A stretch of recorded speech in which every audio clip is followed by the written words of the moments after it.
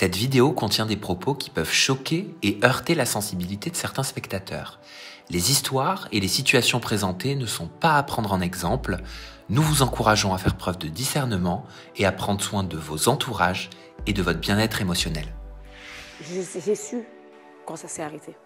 Je l'ai su, vraiment. J'ai senti le boum, le cœur qui s'arrête. Ça fait un bruit quand le cœur s'arrête. Le plus grave, c'était qu'il avait un problème avec les filles qui faisaient caca. Quoi? J'avais interdiction de faire caca à sa présence. C'est pas possible. Ah si, si. Mais pourquoi il avait un souci avec les filles qui faisaient caca? Je me rappelle, un jour, je lui avais dit « Ah, je vais faire caca. » Je vais faire caca, c'est la nature. « Ah, tu me dégoûtes et tout, me dis plus jamais ça. Hein. Moi, quand je suis là, tu me parles pas de caca, tu fais même pas caca. » Mais lui, il faisait caca? Et lui, il faisait caca.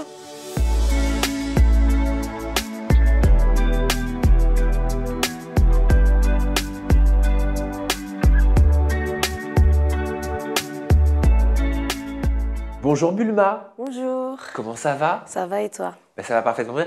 Tu n'es pas toute seule? Et non, je suis venue accompagner mon petit bébé hein, qui se porte bien, je suis contente. Bah oui, comment ça se passe la grossesse? Super, franchement, comme d'habitude, hein, c'est bien, tout va bien, je suis contente. Ça va être ton 4e? Exactement. Et là, t'es enceinte de combien de temps? Là, j'arrive sur mon 6e mois, donc je suis dans mon 5e mois au milieu, j'arrive dans le 6e. C'est vrai que t'as fait un déni de grossesse au départ? Au début, oui. Donc en fait, un déni, c'est un grand mot parce qu'en fait, je savais que j'étais enceinte, mais je ne l'acceptais pas. Du coup, quand tu ne l'acceptes pas, ton cerveau, le corps, ça ne suit pas en fait. Mais après, avec le temps, avec les rendez-vous, avec les proches, j'ai commencé à l'accepter. Du coup, là, prendre son bout du nez, il se voit mieux. Ah, il se voit bien? Ah oui. Il se voit bien maintenant. Écoute, je suis content que la grossesse se passe bien. De toute façon, tu verras. Vous verrez, on aura l'opportunité d'en parler dans quelques instants au cours de cette interview avec Bulma, où j'ai presque envie de dire la bagarreuse de Châtelet. La bagarreuse de Châtelet, j'aime pas trop. J'aime pas trop. Dis-toi, je me suis jamais battue à Châtelet, 2 fois. Mais alors, pourquoi c'est devenu quelque part ton blase, quoi? T'es connue un peu aussi sous ce nom-là? Pourquoi? Parce que déjà, j'étais tous les jours là-bas. C'était mon QG, Bulma, c'était Châtelet. Après, c'est vrai qu'il y a eu beaucoup de règlements de compte à Châtelet, hein, mais des bagarres pas trop. Hein. C'est vrai que je ne me suis pas trop battue à Châtelet. Mais alors, ça veut dire qu'il est faux quelque part, ce blase, la bagarreuse de Oui, Châtelet? c'est pour ça que j'aime pas trop. J'ai traîné à Châtelet, ça, je ne peux pas le renier. C'était mon, comme on dit, mon terre-terre. Mais les bagarres à Châtelet, il y en a eu 2. Hein. Mais comment tu le fais pour changer ce blase sur les réseaux? Parce que tu le sais que c'est ce qui tourne. Oui, ça me dérange pas. En genre identité. Ça me dérange pas plus que ça.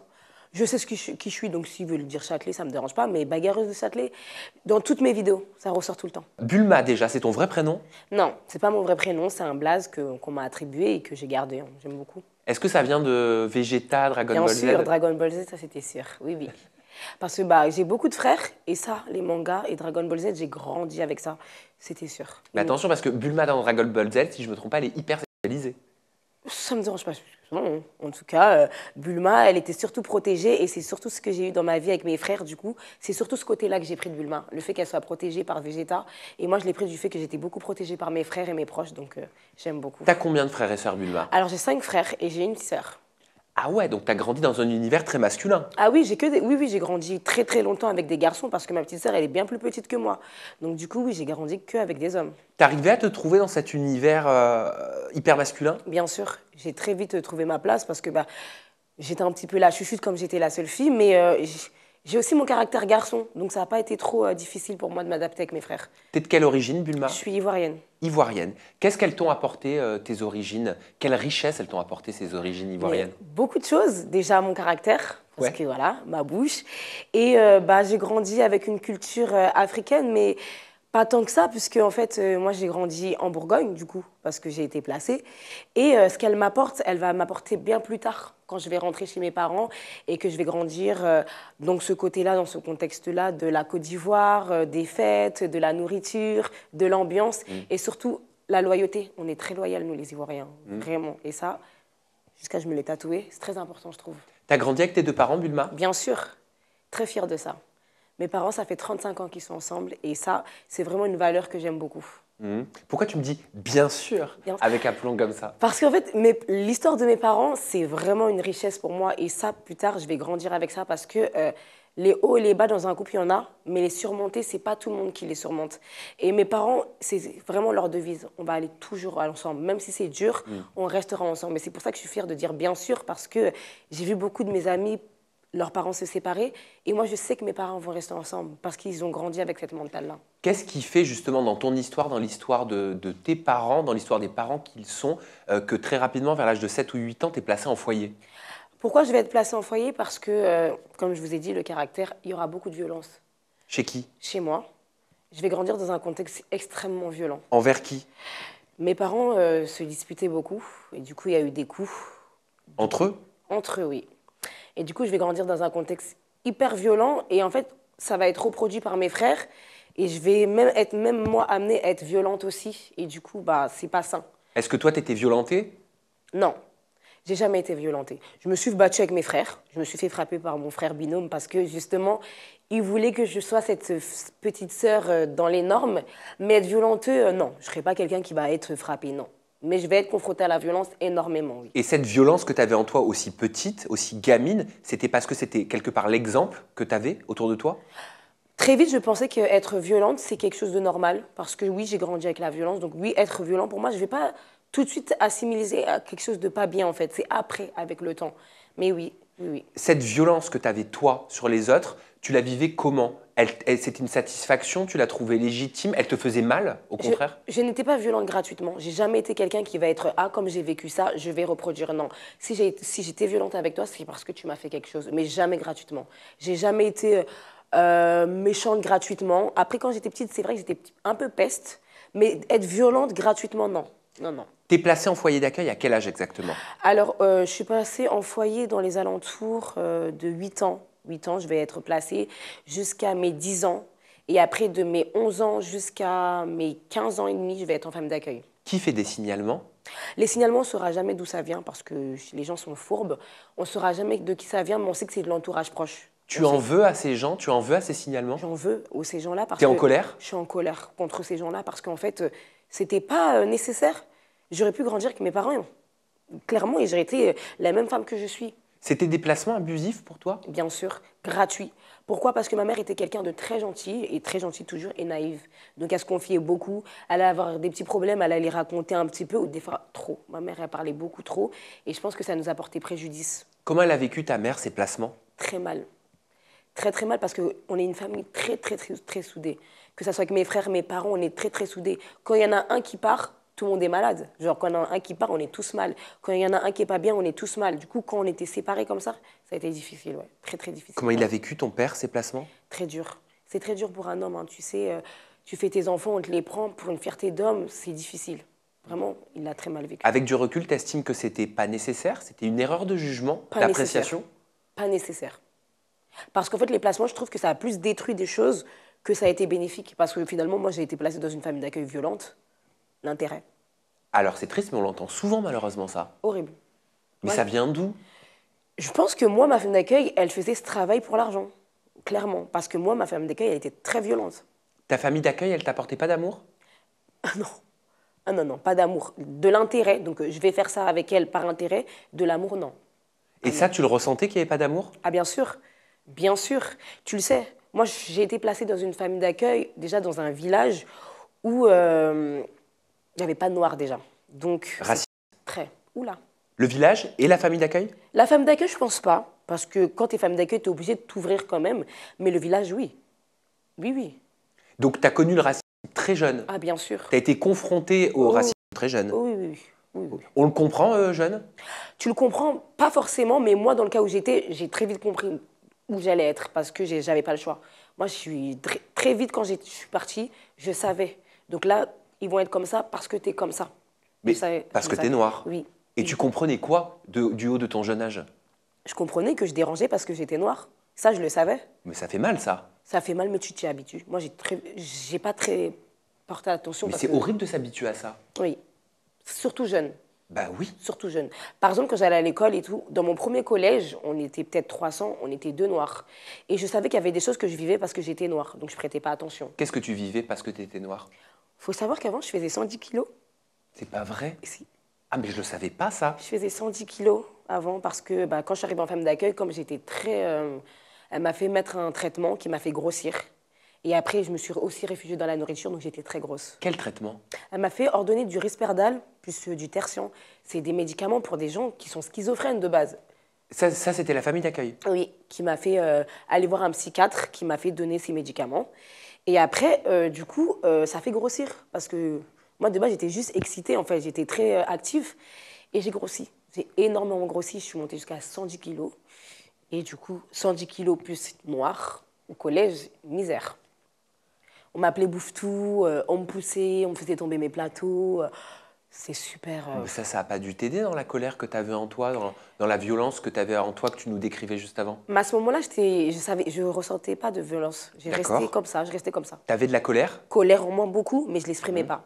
Donc tu me poussais, j'étais en mode, tu me poussais, je parlais pas. Quand on vit ça aussi jeune, est-ce qu'on peut développer une colère, une haine envers l'autre, envers la personne blanche qui te fait subir ça? Non, non, ça c'est des prétextes. C'est dans la tête. Tu sais que ces personnes, ils sont jeunes, ils sont des jeunes comme moi. Ça, c'est une question d'éducation. Si tu as été éduqué parce qu'on te dit que les Noirs, ils sont comme ça, tu vas le penser comme ça. Moi, j'ai de la haine envers personne. Pour moi, c'est l'éducation. Ça veut dire que si tu éduques ton enfant en mode, oui, les Noirs, ci, Noirs, ça, c'est normal qu'il va être comme ça. Mais c'est pas tout le monde qui est comme ça, en fait. Moi, il y avait des gens, ils étaient gentils avec moi. Donc, je peux pas être en colère contre un blanc parce qu'il y en a sur le côté qui est... Non. Mais t'as le seum, t'as la rage. J'avais de la colère. Des fois, je les regardais, j'étais en mode, Puis je repensais que ma copine, ma meilleure amie, elle était blanche. T'es resté combien de temps dans cette famille d'accueil? Je suis restée 5 ans, ou 10 ans jusqu'à, oui, 5 ans. Ils t'ont maltraité pendant 5 ans? Oui. Tu sais ce qu'ils sont devenus? Je ne sais pas ce qu'ils sont devenus, mais je sais que j'aimais beaucoup le mari de ma femme d'accueil. Il était très gentil avec moi. Lui, Ah, c'était la femme qui était plutôt mauvaise? Elle était très méchante, cette dame. Hein. Mais son mari, je l'aimais beaucoup. Ils avaient des gosses? Ils avaient des grands-enfants, oui. Elles étaient grandes, ces filles. Elle avait 2 filles qui étaient grandes. Elles étaient gentilles, elles. Mais c'était plutôt elle qui était très manipulatrice, qui faisait qu'après, tout le monde ne m'aimait pas, en fait. T'as connu d'autres familles d'accueil par la suite? J'ai connu d'autres familles d'accueil, mais en vacances. C'est-à-dire, elle, j'ai été placée pour y vivre. Mais sinon, toute ma vie, j'ai connu les familles d'accueil parce que j'y allais en vacances, en fait. Je ne passais pas les vacances chez moi, je partais toujours en famille d'accueil. Mais pourquoi? Ça, j'ai jamais su. Mais après, tu sais, quand tu grandis dans des quartiers un petit peu ghetto, comme ils le disent, ils veulent te faire évader. Et du coup, moi, je partais en vacances, en fait, grâce au secours catholique. Du coup, je partais dans les Landes, je partais en Vendée. C'était bien, ça. Pourquoi tu dis comme ils le disent, quartier ghetto? C'est comme ça que c'est toujours ce qu'ils ont dit, hein, quartier ghetto. J'entendais ça quand j'allais à l'ASE. Tu viens du 19e? Ah, c'est le quartier ghetto. J'entendais souvent ça. Mais toi, tu considérais que c'était un quartier ghetto? Moi, je sais pas, j'ai grandi dans ça. Moi, j'aimais bien, hein, mon petit 19e, mon Cambrai, me va très bien, moi. Pas plus ghetto que ça. Quand tu as grandi dans quelque chose, tu vois pas forcément le mal. Hein. Moi, pour moi, c'était mon 19e. J'ai grandi dans le 19, j'ai tous mes amis dans le 19. Donc, mon quartier ghetto, je l'aime. La meilleure amie dont tu parlais, est-ce que c'est elle sur laquelle tu t'étais exprimée sur tes réseaux sociaux? Tu disais avoir perdu ta meilleure amie à l'âge de 14 ans. Qui s'est suicidée? C'est ça? Elle. C'est elle. Oui. D'accord. Toi, t'avais quel âge? J'avais le même âge qu'elle, on avait le même âge. Ok. Elle t'avait partagé son mal-être? Non. Je n'ai jamais compris le geste de Léa, je l'ai compris après, en fait, mais ça se voyait pas. Ça se voyait pas. Je sais que c'est à cause d'un garçon, je sais l'histoire, je l'ai compris, mais même la rupture qui l'a poussé à l'acte, j'ai pas compris. Comment on en arrive aussi jeune à vouloir sauter la vie? Léa, elle faisait partie d'une famille, comment dire, très riche. Du coup, tout c'était l'argent. T'es pas bien, oh tiens, c'est pas bien. Elle avait jamais vraiment eu des gens avec qui parler, et je pense que c'est ça qui a joué. Parce que quand t'es pas bien, tu peux combler ton mal en allant manger, en t'acheter des vêtements, mais des fois juste parler, ça peut enlever un grand mal-être. Et Léa, elle n'avait pas ça. Et je pense que c'est à cause de ça. Du coup, elle n'avait pas l'habitude de parler. Et du coup, elle s'est renfermée. Pourtant, moi, on parlait beaucoup. Et je lui en ai voulu parce que je me suis dit, on se disait tout, en fait. Ben oui, j'allais te dire comment tu l'as vécu en tant que meilleure amie. C'est quoi les émotions qui t'ont traversé? Je l'ai mal vécu parce que c'est moi qui l'a trouvé, Léa. C'est pas... C'est-à-dire? C'est moi qui a trouvé Léa pendue. Difficile. Hein. Je l'ai très très mal vécu parce que ma dernière image que j'ai d'elle, c'est elle bleue. C'est horrible. Je l'ai très très mal vécu. J'avais que elle, et en fait, c'était mon échappatoire en fait de ma femme d'accueil. Mon monde, il s'est écroulé. Écroulé. Et moi, à ce moment-là, je ne savais pas comment en parler à mes parents, je ne savais pas comment faire. J'ai tout gardé en moi et c'est des années après que j'en ai parlé à mes parents. Ça a été très très dur. Le deuil, il a été long? Le deuil, il n'est pas fait. Tous les ans, je pleure Léa à sa date d'anniversaire, à sa date de mort. C'est tout le temps. Tout le temps. Tu lui parles parfois? J'ai arrêté de lui parler parce que, avec le temps, mais c'est difficile. C'est très, très, très difficile. J'ai beaucoup du mal à accepter. Parce que c'était vraiment une amie. Je dirais pas que je retrouverai jamais d'amis comme elle, mais je sais pas en fait si je retrouverai une amie comme elle. Et c'est très, très difficile. C'est à quel âge que tu quittes les foyers, que tu quittes les familles d'accueil pour retrouver ta famille? À 15 ans, À 15 ans. je me lève pour aller en visite et je décide de plus rentrer. Ça y est. Ok, comment ça se passe? Les assistantes sociales, elles débarquent pas en folie? En fait, j'ai été virée de mon collège Ouais. suite au décès de Léa. Beaucoup de haine. J'ai été virée de mon collège. Et en fait, pendant une semaine, je ne suis pas allée à l'école. Et pendant cette semaine, ma femme d'accueil, elle m'a fait la misère. C'est-à-dire qu'elle me levait le matin à 4 heures pour que je nettoie les carreaux de sa cuisine avec une brosse à dents et du bicarbonate. Une fois, deux fois, trois fois, j'ai dit c'est bon. J'ai demandé un week-end. Et quand je suis allée en week-end, j'ai dit à ma mère, je ne retourne pas. Je lui dis, maman, je ne retourne pas. Et là, elle me dit, qu'est-ce qui se passe? Donc, je m'assois, j'explique à ma mère ce qui se passe dans ma famille d'accueil. Parce que ma mère, elle n'est pas au courant de ce qui se passe dans ma famille d'accueil. Oh, elle a dû tomber des nues. Elle n'est pas au courant. Elle a des échos, mais dès qu'elle a des échos, ma famille d'accueil va lui parler en lui disant, non, votre fille, elle abuse. Donc, ma mère, elle ne sait pas en fait ce qui se passe. Mon frère, il sait, parce que mon frère aussi est placé, du coup. Mais ma mère, elle ne sait pas. Donc, je lui explique. Et là, elle me dit, tu ne veux pas retourner? Je lui dis, maman, je ne retournerai pas. Donc de là, normalement, on vient me chercher pour me ramener à la gare pour que je rentre. L'éducateur qui vient me chercher, je lui explique que je ne retourne pas. Du coup, il appelle la police parce qu'ils sont obligés. La police, ils viennent, ils sonnent à ma porte, ils me disent « Oui, madame, vous êtes en fugue, vous devez rentrer dans votre famille d'accueil. » Et je les regarde et je leur dis « Je ne retournerai pas dans ma famille d'accueil. » Ils me disent « Vous êtes sûr ?» Je leur dis « Oui. » Ils me disent « Vous êtes bien chez vous ?» Je leur dis « Oui. » Ils partent. Et ça s'arrête là. Ça s'arrête là. Et je me dis « Pardon, c'est tout. Ouais. Si je savais, je l'aurais fait avant. Grave. Si je savais, je l'aurais fait avant. » Et là, ça s'arrête là. C'est fini. Ah bah oui, tu devais te faire tout un monde de ce truc-là et en fait, tu t'es rendu Au final, compte qu'il c'était super simple. Il suffisait d'avoir de l'aplomb. Ouais, et c'est ça, en fait, qui va faire qu'après, dans toute ma vie, je vais dire non. Quand je veux pas, je dirai non. Quand je dirai stop, ça sera stop. Ah, c'est incroyable cette histoire que tu me racontes. C'était un soulagement. Ma femme d'accueil, elle marchait. Hein. Tu dois rentrer, tu dois venir et tout. Et je lui disais, ah ben non, mais je rentre plus. C'est fini. Je vais être jugée, le juge va ordonner que je reste chez moi et c'est fini. Très facilement. Tu avais confiance. J'avais confiance. Ouais. Non, c'est vrai qu'au début, non. Je me suis dit, non, je vais retourner, mais peut-être ailleurs. Mais quand j'ai vu que c'était fini, j'étais super contente. T'as confié, quand je suis rentrée à Paris, je me suis réfugiée chez les garçons. Ouais. Donc ça veut dire, en gros, tes relations avec les garçons, elles commencent à l'âge de 15 ans. Oui. Je tombe même enceinte à 15 ans. À 15 ans? Ah oui. Ah, je vais tomber enceinte très tôt, moi. De qui? Je vais tomber enceinte d'un garçon qui, il était grand à l'époque. Moi, je me rappelle, il était plus grand que mon frère. Mon frère, j'ai un binôme, il sera plus grand que mon frère. Je ne sais plus il avait quel âge à l'époque, mais il était grand, il avait déjà la vingtaine. Avec lui, je vais faire 3 ans. Je vais tomber enceinte d'un petit garçon que malheureusement, je perdrai. Je vais perdre en fait, hein, mais pas de naissance, je vais l'enterrer et tout. C'est de ce petit garçon dont tu parles sur les réseaux sociaux. Tu Oui, commémores sa mort chaque année. Chaque année. C'est ça, tu fais un hommage à un petit garçon qui est décédé en 2015? Exactement, Kendrick. Kendrick. C'est mon premier fils, oui, que j'ai perdu. Et voilà, c'est comme ça que ma vie commence. Moi, pour moi, ma vie, elle commence là, quand je perds mon fils. J'ai jamais entendu ça. Ma vie, elle commence quand je perds mon fils parce que je capte la vie, là, à ce moment-là. J'ai perdu Léa avant, mais je ne connais pas les circonstances, vraiment, pourquoi elle l'a fait. Je sais que c'est pour un garçon. Je ne le vis pas pareil que mon fils. Alors, à 15 ans, t'es allée au terme de cette grossesse? Non, justement. Je vais perdre les os à 23 semaines. Parce que... Donc, c'est combien de mois à peu près? 4, 8, 2, 16, 6 mois? 6 mois et demi, hein. C'est un peu là, au terme où je suis, tu vois. Et je vais perdre les os, je vais rester à l'hôpital pendant longtemps. Ouais. Pendant longtemps, parce que quand tu perds les os trop tôt, il y a un degré, ça veut dire que prématuré, mais il y a un moment où, même dans prématuré, tu peux pas. Et moi, je suis dans une période où l'enfant peut être viable. Donc, je reste à l'hôpital, on va me faire des piqûres tous les jours pour faire maturer les poumons. Au début, ça va aller, puis un jour, ça va pas. Le bébé, il fait des décélérations. Moi aussi, je fais des décélérations, donc on me parle d'une césarienne en urgence.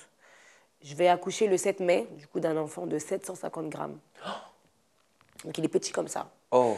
Je ne le vois pas tout de suite. Je me rappelle que j'entends ma mère qui crie. Mon petit-fils, mon petit-fils. Mais moi, je ne le verrai pas maintenant parce que je vais perdre beaucoup de sang. Parce que césarienne d'urgence. J'étais très petite. Je vais perdre énormément de sang. Et mon fils, je le verrai peut-être, je crois, le lendemain. Je me rappelle que je le vois le lendemain. Et là va commencer une procédure énorme. Ça veut dire qu'il va être en couveuse. Donc au début, il va naître, hein, il est en couveuse, il va vivre. Au début, ça va. Il va prendre du poids, il va grossir. Et puis là, il va faire un AVC. Un AVC? Oui. Il va faire un AVC. Donc de cet AVC, je vais demander qu'on le maintienne en vie parce qu'il va être branché et tout. Je vais demander qu'on le maintienne en vie pendant encore 3 semaines. Et au bout des 3 semaines, on va me demander de le débrancher. ce qui va être refusé au début parce que j'avais que 15 ans. Ma mère, au début, elle dit non. Elle dit non, c'est pas possible, on veut pas, on veut pas, on veut pas. Et puis un jour, on sera convoqué dans le bureau des infirmières qui va nous dire qu'il souffre. Que s'il reste comme ça, ça sera un légume qui pourra pas marcher, qui pourra pas parler, qui pourra rien faire. Donc moi, en fait, à ce moment-là, je comprends pas grand-chose. Je suis là, j'écoute et tout. Ma mère, elle pleure et tout. Moi, je suis là, ouais, ok, bah, c'est pas grave, on débranche pas. Moi, je suis en mode, bah, il va être quand même quelque chose. Et ma mère, elle me regarde, elle me dit, on débranche pas. Et je dis, bah non, maman, il va vivre quand même. Et en fait, le lendemain, je vais rentrer chez moi, je vais dormir, je vais aller m'informer sur Internet et je vais comprendre qu'il aura un lourd handicap. En fait, ça sera un légume. Il ne pourra pas bouger, il ne pourra pas marcher, il ne pourra rien faire. Et surtout, ce qui m'a beaucoup, c'est le fait qu'il souffre. Oui. On m'a dit qu'il souffrait énormément. Et même les médecins m'ont dit qu'ils commençaient même à lui enlever les médicaments, ils baissaient les doses et tout. Et donc le lendemain, je viens, et sans ma mère cette fois-ci, parce que de base, elle venait toute seule, toujours avec moi, mais là, j'y vais toute seule. Et je vais leur dire, on le débranche. Donc je le fais un petit peu derrière le dos de ma mère. Donc on le débranche. Très vite, ma mère, elle va savoir ce qui se passe. Donc mes frères, ma belle-sœur à l'époque, mon copain de l'époque va arriver. Et là, ça va se passer. Donc je vais rentrer dans la salle, je vais lui mettre le pyjama que je souhaite, je le coiffe comme je le souhaite, je lui mets le parfum que je souhaite. Et là, on le débranche et on le met sur moi. Mais en fait, c'est une sensation très... je ne sais pas comment expliquer. Tu sens quand c'est fini. Ça s'affaisse. En fait, ça coupe. En fait, le bébé, il est là, il est petit, et tu sens le stop, ça fait un boum. Et là, je sais que je m'évanouis et que je me réveille et que...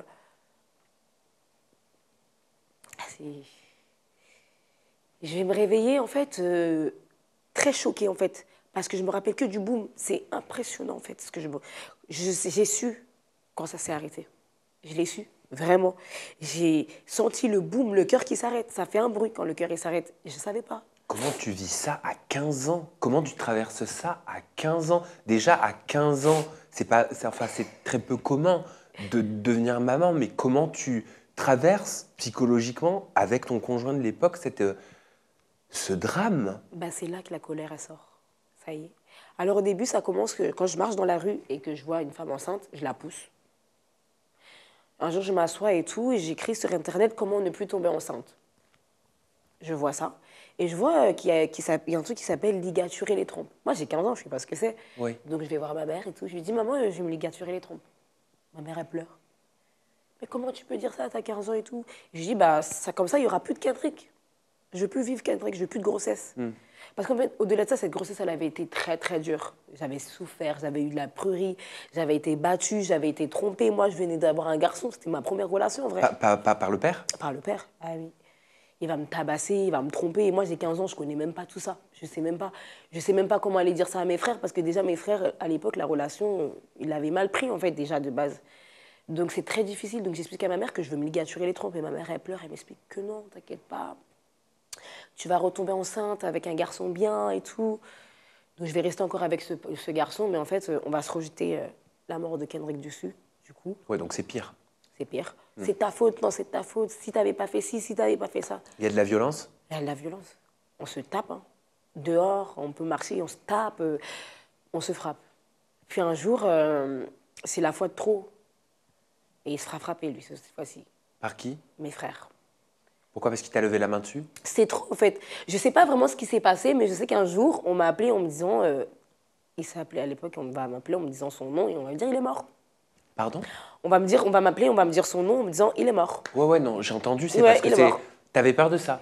Oui. Donc mon frère, il m'appelle et il me dit ouais, c'est fini, tes souffrances, elles sont finies, il est mort. Et moi, je commence à pleurer, je dis mais comment ça, il est mort? Il me dit appelle toutes les morgues, il est mort. C'est pas vrai. Maintenant, là, ça me fait rire, hein, mais à l'époque, je me rappelle, j'étais dans ma cuisine, j'avais pleuré, j'avais dit mais qu'est-ce que t'as fait et tout. Et je vais chercher du coup ce garçon-là pendant une journée. J'appelle tous les hôpitaux, il n'y a aucune morgue, il n'y a pas de morgue. Et un jour, quelques heures plus tard, je reçois un appel d'un numéro masqué. Oui. Il me dit c'est moi, je suis à l'hôpital, viens me chercher. Je vais à l'hôpital, je le retrouve dans un état méconnaissable. Tuméfié de partout, crâne ouvert. Il s'était fait taper, vraiment, mes frères, ils l'avaient défoncé, genre. Et il me dit, quand il me voit, je suis désolée pour tout le mal que je t'ai fait. J'ai compris. Mes frères, ils l'avaient tapé, mais vraiment, genre... ils l'avaient vraiment tapé, genre. Et j'étais... Je pensais que ça allait aider parce que même malgré ça, on est restés ensemble encore quelques mois après. Mais au final, non. La flamme, elle était partie et on s'est séparés.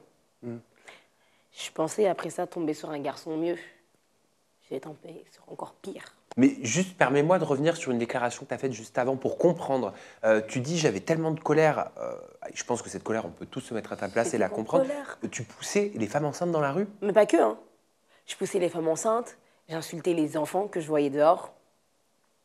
Quand je passais devant une crèche et tout ça, j'insultais les enfants. Mais j'étais devenue parano. Mais genre. les femmes enceintes, Je les poussais, ouais. mais c'était dangereux pour elles. Oui. Je les poussais, bah, bon, pas en moins de points leur faire tomber, mais j'allais les passer, genre, coup de bras. Quand une dame me disait de me lever, je la regardais comme ça. Non, j'étais pas enceinte. J'étais vraiment devenue autre chose. Mais ça va aller même plus loin parce que je vais faire des gardes à vue tous les jours. Je vais me battre, je vais voler, je vais fuguer de chez moi. Donc je vais partir des 3 semaines de chez moi. Je vais rentrer en conflit avec ma mère. Je vais rentrer en conflit avec tout le monde. Je vais devenir très, très rebelle. Très rebelle. Je vais aller même jusqu'à me battre avec la police. Je vais aller en garde à vue. Je vais vraiment faire des choses. Tu comprends pas. Le jour où j'ai enterré mon fils, je suis allée en garde à vue. Oh merde. Ah ouais, j'étais vraiment... Je faisais des arrachés dans le métro. C'est quoi des arrachés? Une dame, elle passe, le métro, il sonne, boum, je prends son téléphone, je cours. J'étais devenue autre chose. Et ma mère, elle s'inquiétait tellement. Mes frères aussi, ils me disaient, mais Nissi, tu peux pas faire ça. C'est pas possible. Du coup, après, bah, entre-temps, j'ai maigri, hein, parce que j'étais grosse de base. Mais après, j'ai maigri. Et là, je suis tombée dans l'anorexie, parce que moi, c'est l'extrême toujours. Bah ouais. Et là, c'est comme ça, autrement que j'inquiète mes parents. Je deviens très, très maigre, mais à un point, Sam, j'étais très maigre. Ça veut dire qu'on voyait mes os, très grave. Donc, je vais partir à l'hôpital 2 jours pour reprendre un équilibre alimentaire. Je vais voir des médecins, des psychologues et tout. Ils me disent, pourquoi tu es comme ça? Bah, je leur dis, bah, je sais pas. Ça inquiète énormément mon frère, mon binôme, qui va me dire, mange. Ça va arriver où on peut dire, mange, te laisse pas mourir, en fait. C'est l'extrême. Violence, je maigris et je deviens chamboulée, en fait. Tu t'auto-sabotais, en fait? Ouais, exactement. T'allais vers la destruction? Oui, j'ai même commencé à mutiler. J'étais dans l'extrême. Je faisais tout à l'extrême. Et un jour, comme ça, stop. Comme le jour où j'ai dit que je ne vais plus en femme d'accueil. Et moi, c'est toujours ça. Stop. Je vais reprendre un poids normal. Je vais redevenir normal. Bon, pas totalement, mais je redeviens normal. Et ce garçon que tu rencontres, Junior, tu as l'impression qu'il va te permettre d'avoir une vie meilleure au départ? Alors, vu dans les circonstances que je l'ai rencontré, j'aurais dû me douter que ça n'allait pas être tout beau, tout rose. Il y avait des red flags? Mais, ah, mais ce mec, il était débile. Comment ça a commencé? Ça commence que je suis chez moi avec une copine. Elle me dit, à l'époque, on a fait ce qu'on appelait des plans appart. Donc, tu vas dans un appartement avec des mecs et des filles et vous restez dedans et vous faites ce que vous avez à faire. Vous faites la fête, vous dansez, vous mangez, vous vivez là-bas.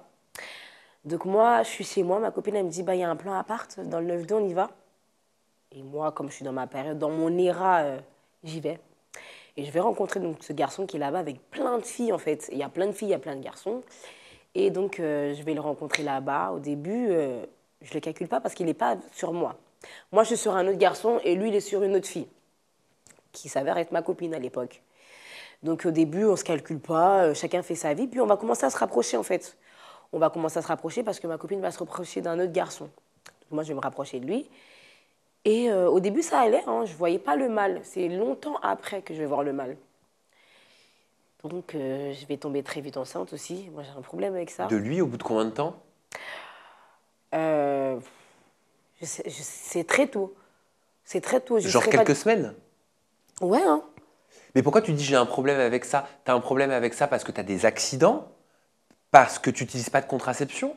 À l'époque, j'avais pas de contraception. J'avais pas de pilule, j'avais rien. En fait, j'étais... Pas de préservatif? Non. Parce qu'à l'époque, j'avais un problème déjà avec mon corps, mais j'avais un problème aussi pour parler de tout ce qui était même... Qualité. Oui, même les règles. C'est rien, les règles. Bah mais oui. aller dire à ma mère, maman, j'ai mes règles, impossible. Ok, donc tu manquais d'informations. Pas que je manquais d'informations, c'était un truc... J'avais du mal, en fait. Je connaissais, on avait appris ça à l'école en 5e et tout.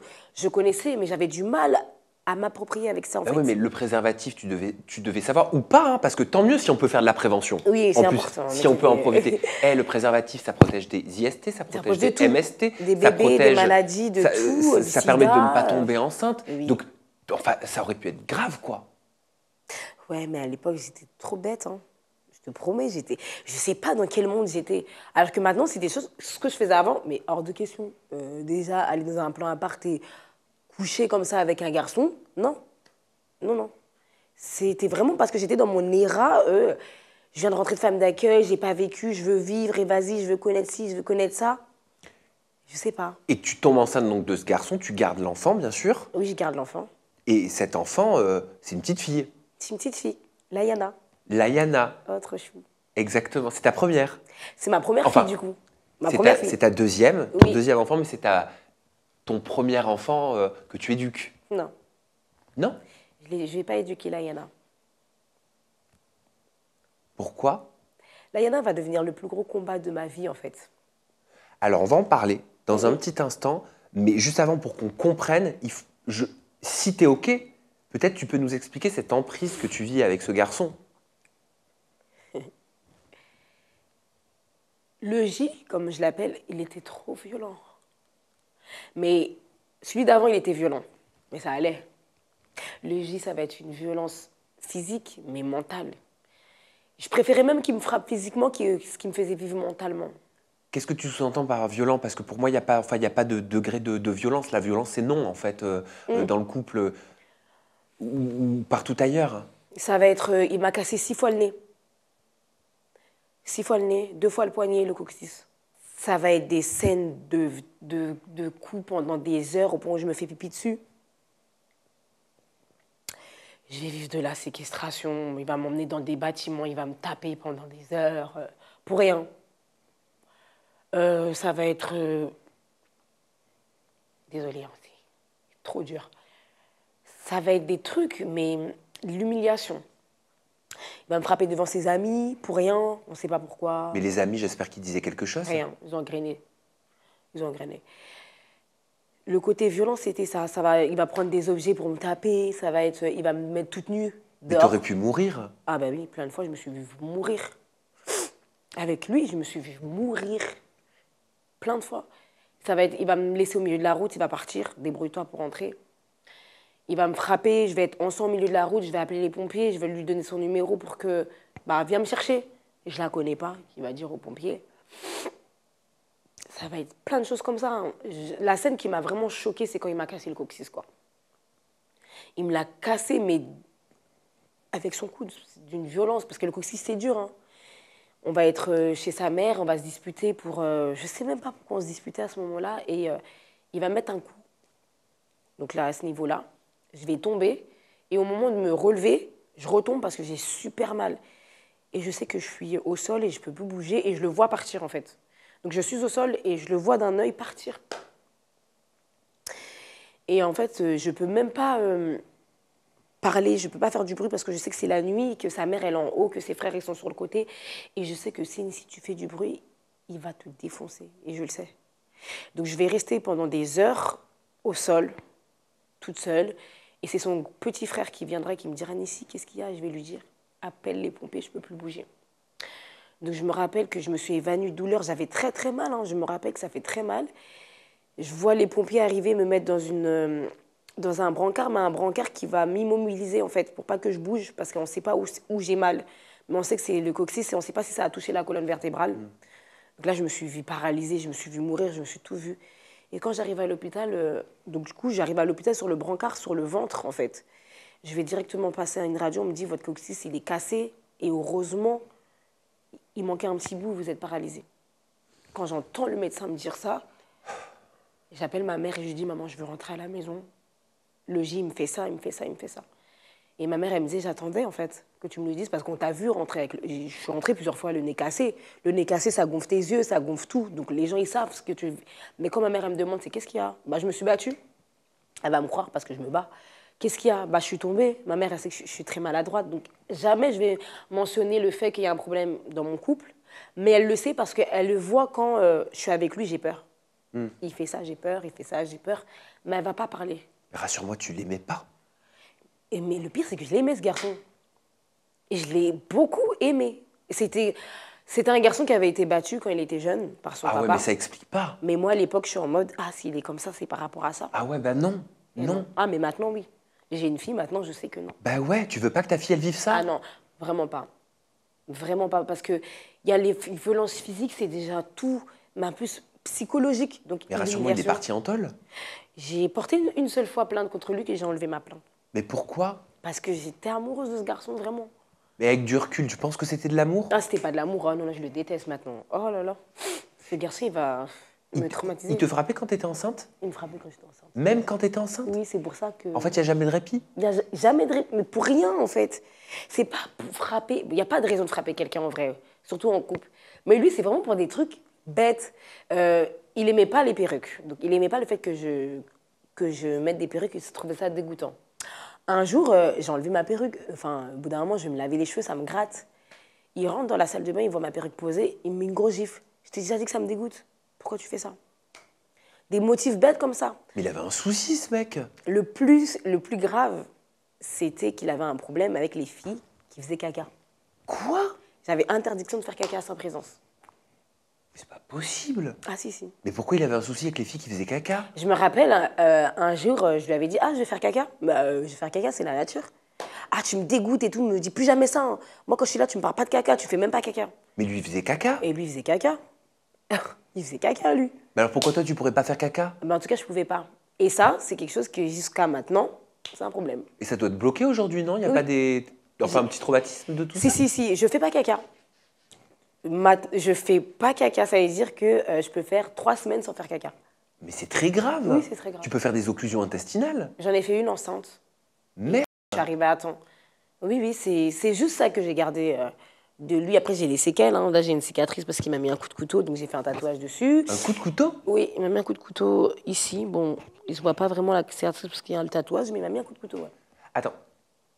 Est-ce qu'on peut profiter, pardon, mais de ton discours et du drame que tu as vécu pour dire que s'il y a un coup dans le couple, en fait, c'est non, quoi. On part. En fait, s'il te plaît. Les coups, c'est pas normal dans un couple. Il n'y a pas d'amour. Hein. Si un mec, il vous tape, il vous aime pas. Il n'y a pas d'amour et tu pars. Merci, Bulma. Tu pars, oui, tu pars. Faut pas faire comme moi. Moi, je suis très bête.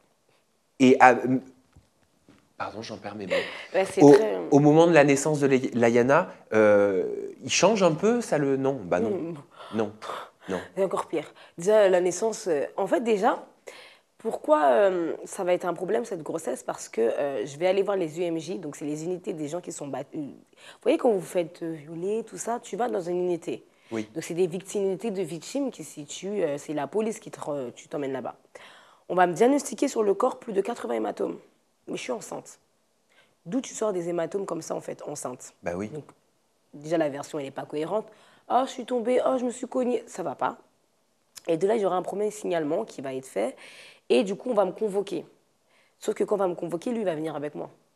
Quand il va venir avec moi, on va voir que j'ai peur. Parce que, tu vois, quand tu parles, il te met la main sur la cuisse, tu sens qu'il y a un problème. Donc, on va lui dire, ah, Madame Aïpo, est-ce que vous voulez qu'on vous voit? On peut discuter tout seul, en fait. Toute seule, ouais. Il sort. Vous avez peur? Non, mais le non, tu le sors, t'as peur, déjà. Ouais, ouais. Il se passe quelque chose? Non, mais les hématomes, je suis tombée et tout. Et après, du coup, on le refait rentrer. On lui demande, pourquoi Mademoiselle Aïpo, elle a des hématomes sur le corps? Et lui, il va te sortir des... Ben non, elle n'a rien sur le corps. Donc, c'est des petits trucs. Ouais, bah c'est incohérent. Incohérent, ça commence comme ça. Donc, la grossesse, tu sens déjà... les rendez-vous, j'y vais toute seule. Lui, il vient que aux échographies, mais les rendez-vous, j'y vais toute seule. Faire les courses pour ma fille, j'y vais toute seule. Donc, au final, la grossesse, pour moi, elle ne se passe pas bien parce que je la vis mal. Je ne vis pas la grossesse en mode « Oh, c'est tout beau, tout rose, on va avoir un enfant ». Non, je la vis déjà dans la terreur. Et au final, il va se passer ce qui va se passer, en fait. Mais est-ce que c'est à cause de tout ça qu'on te prend ta petite fille dès la naissance? Dès la naissance, oui. C'est-à-dire que tu viens d'accoucher? Non, ça ne se passe pas comme ça. Ça, là, c'est très dur pour moi, encore une fois, parce que je pensais vraiment que j'allais être maman, en fait, à ce moment-là, malgré tout ça, mais j'avais très peur aussi. Comment ça se passe? Je vais avoir une césarienne programmée, donc c'est mon grand frère qui va m'accompagner à l'hôpital, hein. C'est même pas lui, parce que lui sera occupé à faire sa vie. Je vais arriver à l'hôpital, je vais accoucher le lendemain de Layana, un beau bébé. Donc j'accouche, tout se passe bien. J'ai eu un très bel accouchement, j'ai pas souffert, césarienne, elle s'est bien passée. Le lendemain, quand je vais ouvrir les yeux, enfin, quand je vais sortir de l'hôpital, je vais le voir. Il y aura toutes mes copines, il y aura ses amis, il y aura ma famille et tout. Et là, très, très vite, il y aura de la violence, en fait, dans le foyer, dans l'hôpital. C'est-à-dire qu'il y a des infirmières qui vont remarquer des mots plus hauts que les autres et ils vont remarquer la peur que j'ai en moi. Et puis il y a eu des rumeurs aussi sur les réseaux sociaux qu'on a vu circuler, comme quoi tu aurais eu une relation avec le rappeur Tiakola en 2019 et que tu serais même tombée enceinte de lui. Ouais. C'est vrai. Enfin, qu'est-ce qui est vrai?